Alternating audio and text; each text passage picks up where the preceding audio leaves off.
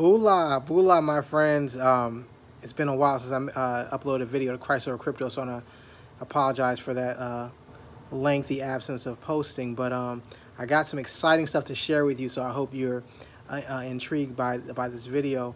As you can see on my shirt, it says Fiji Islands. I just had the pleasure of celebrating my 5th anniversary last week with my wife. We traveled to Fiji. It was amazing.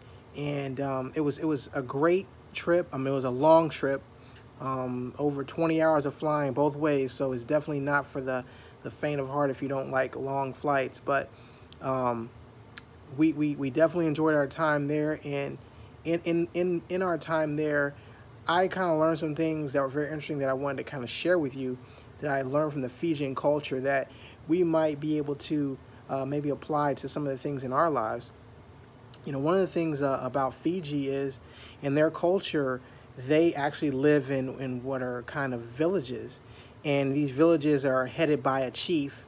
And the chief is, how would you say, it's handed down by like bloodline. So if you're kind of born into the role of being the chief, it's not elected, it's not, you know, there's not a lobby for it. You're in line to be the chief. And the villages consist mostly of families. So to marry, there's no intermarrying in the village. Marrying happens outside the villages. So villages will, you know, collaborate on, you know, males and females getting together so they can get married. So it's a very collaborative process with the village.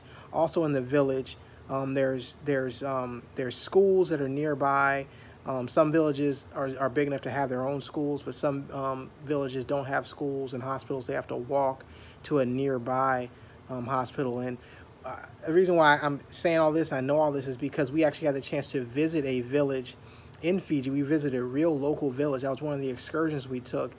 And it was definitely, we actually did it on the day of our anniversary, which was, it was a very eye-opening experience when you go there. And you know, we took the excursion, and you ride on this jet boat, and they're, you know, kind of, you know, zipping around the corner, and you get up to this hill, this mountain, and you're like, okay, this is the village. There's no entry point. There's no gated entry point. You just kind of hop up. You walk up a hill into the cliff, and there's the village.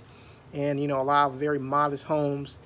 As we drove by, when we were heading to the village, we noticed a lot of people in the river.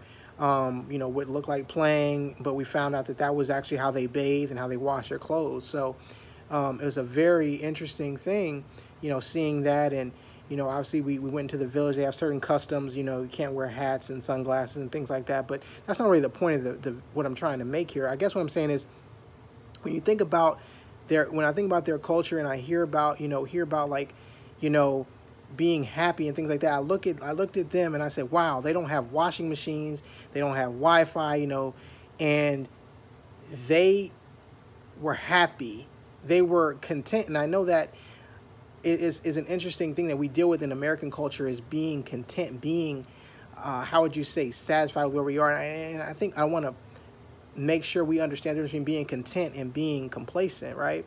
So in the villages of Fiji, they obviously don't have a lot of the things that we have here. You know, things we take for granted, like microwaves and TVs and internet and washing machines and dryers and things like that. But they were very happy. And I think one of the things that's interesting is when you read Psalm 1:3, and it talks about being planted by the stream and being a tree that bears fruit in all seasons, whose leaf does not wither. In Fiji, the number one religion and practice is Christianity. And do they think they're any less planted by the stream, by what they have or say lack of don't have? And I think that's very interesting that we read the same verses here, and we don't do we have the same reverence for God that they have? And I'm not saying that that you don't, or that people don't. I'm just saying that we're not a million times happier than people in Fiji just because of what we have. We're happy. We have joy because of the God we serve.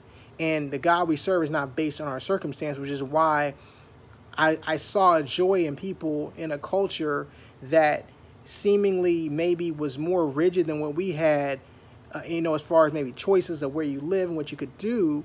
But I didn't see any less joy. Now, granted, I wasn't there. I was only there for a few days, and I'm not trying to contrast Fijian and American culture in a way to either lift one up or bring one down. I'm just saying that too many times in Western society, we have made God the God of our circumstance. And I just think traveling, across the country and seeing people who had what we would consider to be less than what we had, they were just as happy and prosperous. They believed in what they were doing. They believed in the same God we believed in, but they didn't have half the things we had.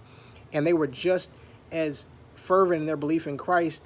And sometimes I wonder, do we have so much stuff here and so many blessings that we're just missing the point of who God is and what we're serving, and that these material things like David talks about in Psalm 39:6, we're hustling. Are we the people hustling around, earning possessions that other people will have? Or do we really take hold of God and what He's presenting for us in this life, and just how much He means to us? And so sometimes you travel around the world, you get a different perspective on things like that. And I just kind of wanted to share that here. Of course, like I said, I'm not advocating we live in villages or don't have washing machines or anything like that. I'm not saying anything like that. I'm just saying that it was a perspective that seeing people who had what we would consider to be a lot less still believe in the same God, still feel the same way about their God, and then us having so many things already, and sometimes actually looking for more or praying for more. And there's nothing wrong with like I said, there's nothing wrong with getting more and asking for more. It's just a point of being content in with what you have, understanding that God has given you everything, and that if He didn't do one more thing for you, it would be enough. But He will, because He loves us. And so it's just a perspective, just a heart check. And again, part of stewardship is realizing your resources that you have and being thankful for them and being grateful for them. And sometimes I think that people who have less sometimes have a tendency to see more of God in the land and where they live and what they do. A lot of people there were farmers and fishermen. And some people worked at the resorts we stayed at, some people from the villages. But sometimes when you have that kind of living, kind of from the land, things like that, you kind of see God more for who He is.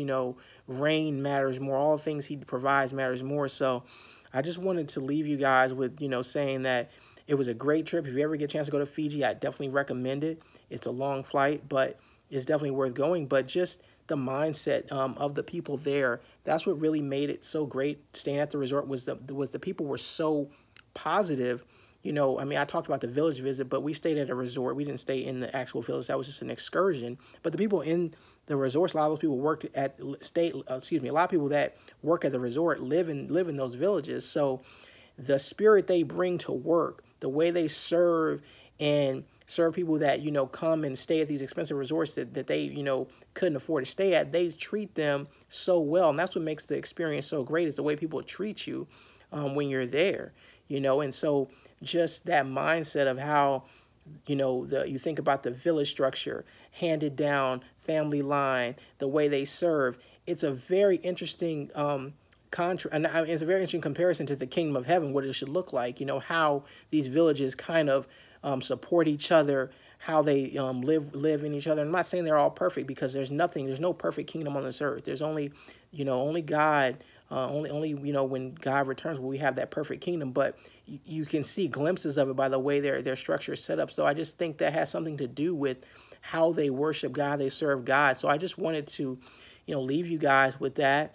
And just give you that perspective. Again, I just thank you for listening. I ask that you subscribe to the videos. If you like this video, definitely like it. Tell your friends about it. Again, we're all about stewardship here at Christ Over Crypto. Our base structure is Matthew 6:24. You can't serve two masters. You will love one and hate the other one. No one can serve God and money. So just hopefully you got something out of that today. Just an interesting perspective on stewardship and how different cultures are appreciating and loving the same God, and that He's still great and He loves us all, and that when we have God, we have everything, and anything else we have is a bonus and a blessing. So just want to encourage you guys to look at your lives, examine your finances, examine your possessions, and make sure you're being good stewards. Just want to leave you with that. God bless you guys. I love you guys. Always remember, Christ Over Crypto.